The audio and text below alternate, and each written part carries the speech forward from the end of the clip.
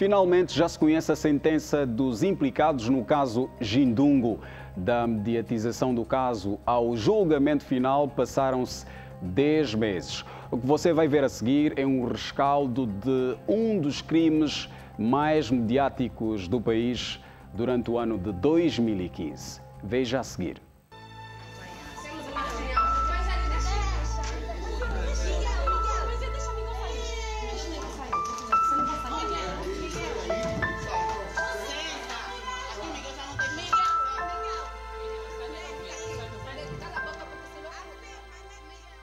Miguel Ventura Catraio, tendo dito aqui que ordenou que a pasta fosse devolvida, ele tinha o comando pleno sobre todas aquelas pessoas que estavam dentro daquele quarto.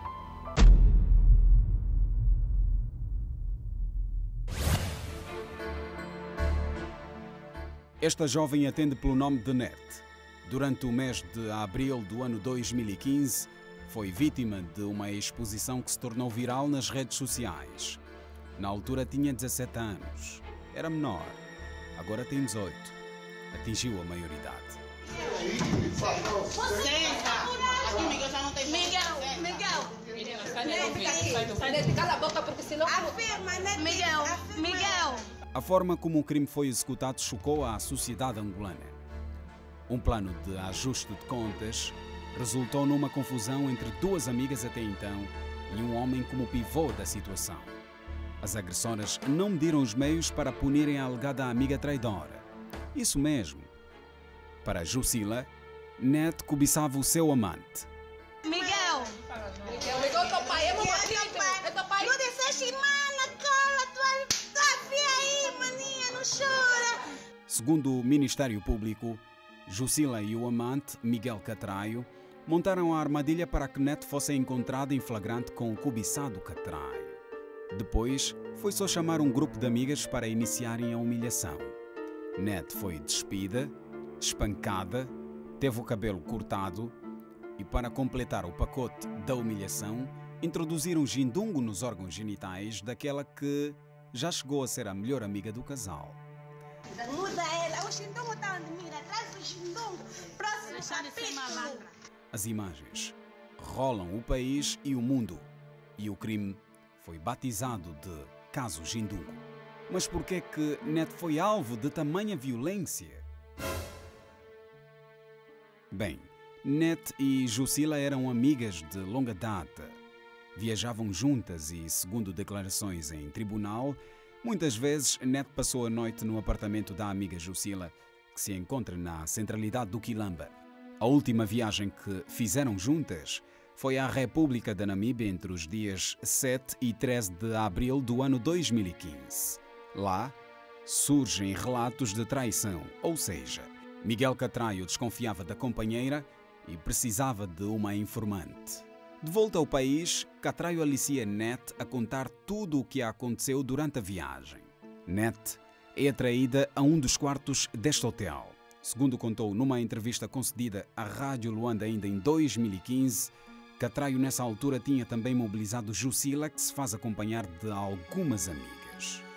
A porta já estava aberta e o Miguel saiu, acho que foi fazer uma chamada. Ele disse-me que tinha que fazer uma chamada, saiu, e quando ela entrou não demorou uns 5 minutos, as moças entram. Você está a ver o hotel onde Net sofreu a agressão no dia 16 de abril de 2015. Bem, gostávamos nós de entrar para melhor detalhar o cenário do crime, mas não estamos autorizados a isso. Ainda assim, ouvimos algumas pessoas que viram Net praticamente despida quando a mesma aflita saía do hotel em busca de ajuda.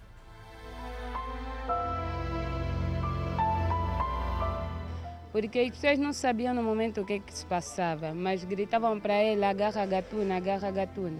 Como não tinha como se trocar aqui, foi correr até aí à loja de chineses. Aqui trabalhava o cidadão de nacionalidade chinesa que acolheu Net depois da mesma ter sido brutalmente agredida no Hotel Confidente. Este estabelecimento está aqui, na mesma rua do referido hotel. A nossa equipa de reportagem veio ao local para poder ouvi-lo também. Só que os moradores da zona dizem que o mesmo, depois de ter sido ouvido por alguns órgãos de comunicação social, ausentou-se do país. Bem, segundo relatos de alguns moradores que se negaram a dar entrevista, o cidadão chinês saiu do país com receio de sofrer alguma represália.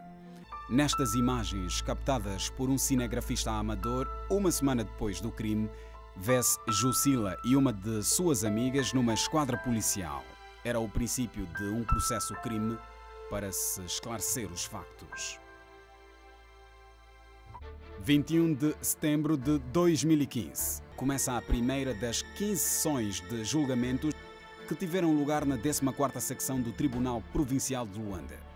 Réus: Justina Lufuma Lucoc, vulgo Jusila; Mayamba Fernando; Rita de Fátima Pereira; Maria do Céu e Miguel Ventura Catraio.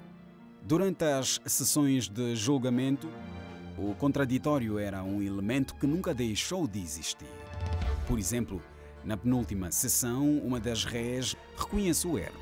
Tudo aconteceu, se calhar, porque também ela provocou. Mas, independentemente disso, não nos dava o direito de fazer a justiça com a mão própria. O mesmo não se pode dizer de Miguel Catraio, que desde o início apresentou uma versão diferente. Inclusive, negou que esteve presente na cena do crime, não obstante o facto de, no vídeo da humilhação, perceber-se da presença do mesmo. Eu, muito honestamente dizendo, e vou dizer aqui coisas que eu vou levar até a cova. Se eu estivesse naquele quarto, se eu soubesse do plano da Justina e as suas amigas, eu bater-me-ia para impedir. Ministério Público. A pena maior de 20 a 24 anos será aplicada quando o roubo for cometido concorrendo o crime de cárcere privado ou de violação ou alguma das ofensas corporais declaradas no artigo 361 e seu parágrafo. Ora, meritíssimo juiz, requer então o Ministério Público que sejam condenados como autores dos crimes de roubo concorrente com ofensas corporais, sendo certo que foram retirados os bens da ofendida de forma violenta e fraudulenta. Defesa: Miguel Catraio. Catraio, conforme diz o Ministério Público, roubou? Esta é a pergunta que se faz. O processo por si só responde dizendo não. Quais são as razões de fundo que levaram o Ministério Público a trazer aqui esse tipo de ilícito? Anteriormente, claro, da acusação, nos termos do número 1 do artigo 435. Porque no artigo 19º da dota acusação, entendeu que Catraio foi mandante para que se roubasse o telefone. Esse era o entendimento inicial que se tinha. Para mais tarde virmos a concluir que Catraio simplesmente alertou em determinadas circunstâncias que não interessa aqui repetir, alertou a Jusila de que viu o seu telemóvel na pasta da NET. Advogado: NET. Se Miguel Ventura Catraio não tem praticado o ato que praticou com Justina Lufuma, a ofendida nunca teria ido parar aquele quarto de hotel. A ofendida nunca teria sido desapossada dos seus bens. Jamais teria sido agredida nos termos em que foi. Ainda na penúltima sessão de julgamento, fortes emoções dão lugar ao processo que teve duração de 5 meses para chegar-se à verdade. Tal como as demais réis, Jusila mostra-se arrependida também pelo que fez. Tudo isso que está a acontecer foi culpa minha e eu peço encarecidamente que se haver que punir ou haver alguma pena, nem que for de 24, 100 anos, que seria para mim. Eu peço desculpa à família do Dr. Catraio, porque também...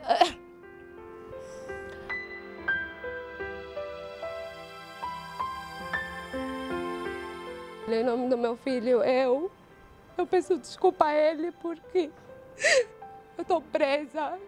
O pai dele está preso, ele é uma criança, ele não tem culpa de nada. Eu peço desculpa, imensas desculpas à OMA, ao Ministério Público, à sociedade angolana. Eu não tenho mais nada para fazer, a única coisa que eu peço é que a justiça seja feita aqui. Me punem por tudo que eu fiz. Eu não roubei nada, eu nunca roubei, eu não sei o que é roubar.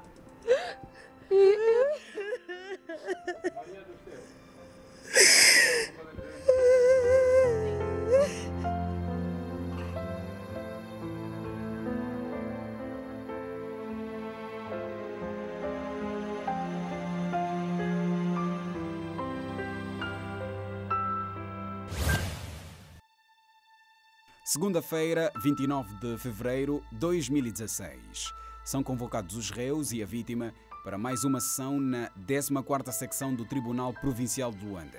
Desta vez, toma a palavra o juiz do caso, que tem a missão de dar destino aos autores do crime, de acordo com os princípios jurídico-legais em vigor no país.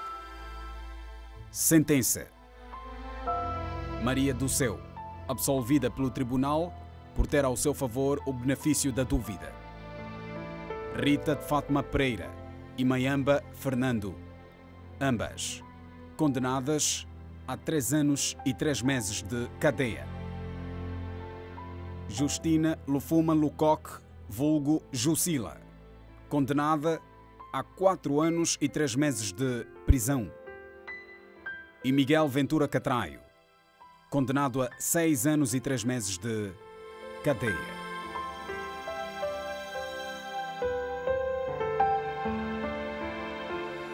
Vão os condenados no pagamento de um valor em moeda nacional equivalente a $8.400 americanos pelos danos patrimoniais e de 5 milhões de kwanza por danos não patrimoniais, previsto pelos artigos 483, 495, 496 do Código Civil.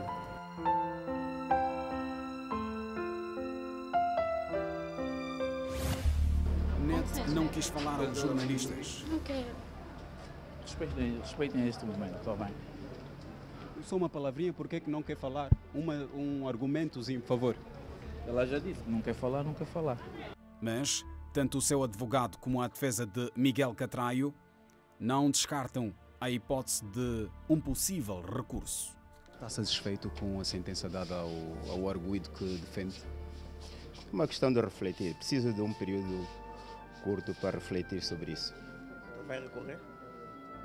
Preciso de um tempo para refletir. Tenho 5 dias para refletir sobre esse assunto. O mais importante de tudo é que fica clara a ideia em que não há impunidade. Então, mas em todo caso nós vamos efetivamente ponderar e vamos ver se nos conformamos com esta decisão ou se reclamamos.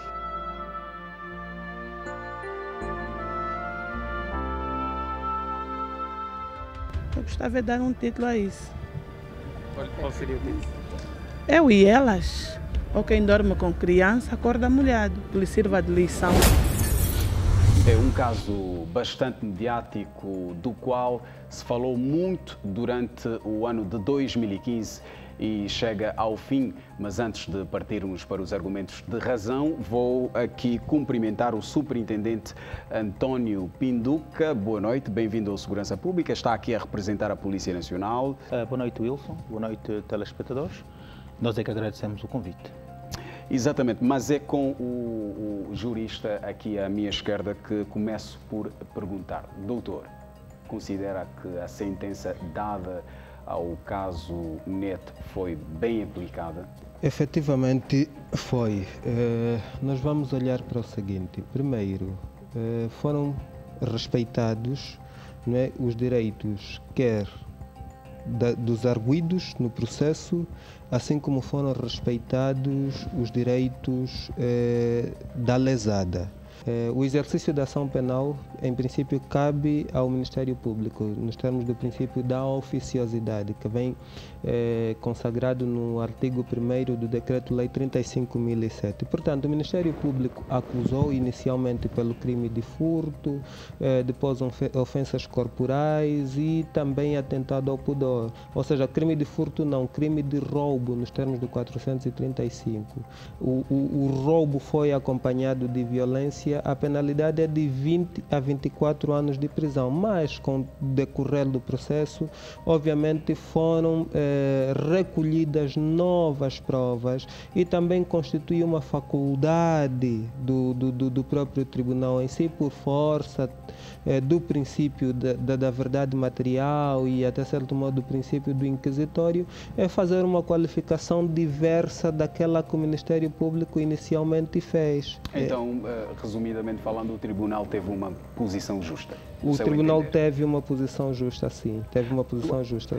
Agora, no que toca aos advogados de defesa, abrem aqui uma hipótese de recorrerem em relação ao caso. Pergunto-lhe, doutor, quais são os prós e os contras de um recurso nestes casos?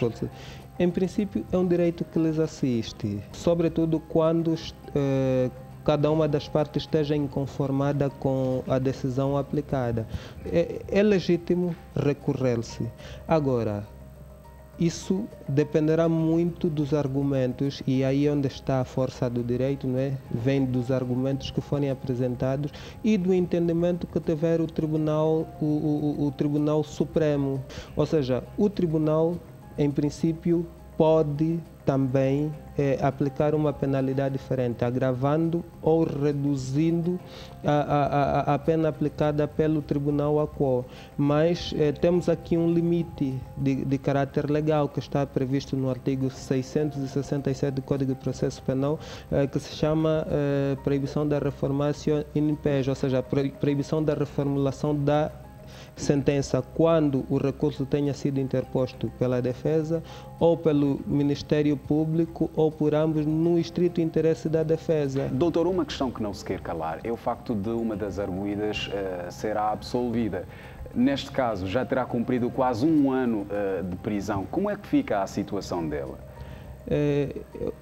Por que é que ela foi absorvida? Primeiro, eu penso que deveríamos ir para ali. Ela foi absorvida porque as provas produzidas nos autos, não é? Em princípio, levaram o tribunal a concluir que ela não está implicada no processo, ou se está implicada no processo... Alguma dúvida? Alguma dúvida, e o princípio indúbio por réu nessas situações funciona. Em caso de dúvida, age-se a favor no réu. Por quê? Porque entende-se que mais vale um criminoso solto do que um inocente na prisão. Exato. Agora, volvido esse lapso de tempo de 1 ano, esta cidadã que viu-se privada de liberdade durante esse período todo, depois pode assacar responsabilidade ao Estado ou assacar responsabilidade, no caso, não é mais, dependendo daquilo que a defesa vier a analisar, assacar responsabilidades. Exato. Também a lesada no processo. Muito obrigado, doutor Almeida Lucas, pelos seus subsídios. Vou perguntar agora ao superintendente António Pinduca. Vimos que durante as 15 sessões de julgamentos levadas a cabo pela 14ª secção do Tribunal Provincial de Luanda, houve uma reconstituição do caso no local do crime. Pergunto-lhe, não seria este o papel da polícia na fase inicial do caso? Correto. Devo dizer-lhe que, dados que tenho o meu poder, em princípio o que se fez foi uma inspeção judicial. A reconstituição, neste caso, mandada fazer pelo, como se diz ali na peça, mandada fazer pelo meritíssimo juiz, não tem qualquer problema, e aqui o facto de não ter sido feita pela polícia também é irrelevante, porque na verdade a reconstituição acontece naquelas situações em que surgem dúvidas relativamente à prova que se pretende apresentar. A polícia, eventualmente, na sua investigação, verificou que tinha as provas suficientes e, eventualmente, não fez a reconstituição. Não é? Exatamente. Dr. Pedro de Castro Maria, até que ponto é que a condenação deste crime pode inibir outros casos semelhantes? A sociologia do desvio defende que uma das formas de inibir a prática de crimes em qualquer sociedade passa também pela divulgação da ação que as autoridades que ministram a justiça, não é? A divulgação, portanto, dessa ação, do resultado dessa ação, quando é bem feita, sempre acaba por passar uma mensagem à sociedade. Porque um dos motivos que, por vezes, incita pessoas à prática do crime tem a ver com a cultura da impunidade que paira na mente de muitas pessoas. O que se mostrou ao contrário com esta condenação. E é preciso aqui referir também que a figura principal dentre os arguidos, que é o senhor Miguel Catraio, é uma pessoa com alguma referência, como ele próprio alguma vez testemunhou, e que terá prestado, inclusive, serviços relevantes ao país. Mas, ainda assim, o tribunal, no cumprimento do seu dever, em estrito respeito à lei, mesmo assim aplicou a pena que, como o Dr. Almeida Lucas já disse, devia ter aplicado. Logo, é sempre uma mensagem que fica. Portanto, é sempre bom pautarmos por uma boa conduta.